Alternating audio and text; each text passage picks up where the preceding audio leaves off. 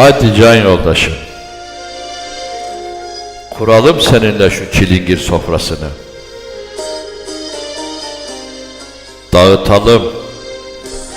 Dağıtalım üzerimize çöken sisleri bu akşam.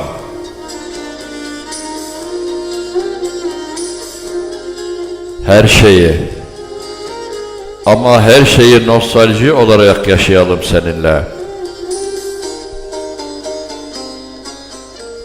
Dolduralım aşkımızın meyini iyi pişmiş topraktan kaselere. Her şeyin sade ve yalın olmasını istiyorum bu gece.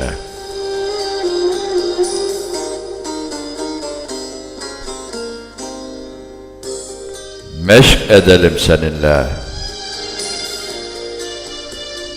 Baykuşları yasakladım.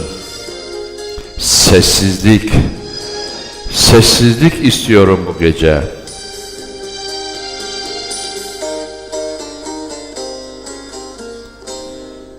Hey yarasalar, sizler de çekilin mekanlarınıza. Baş başa olmak istiyorum sevgilimle.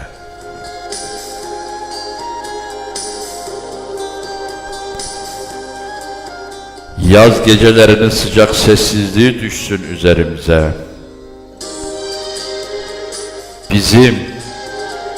Bizim gecemiz olsun bu gece. Aşkın mihrabına yüz sürelim seninle.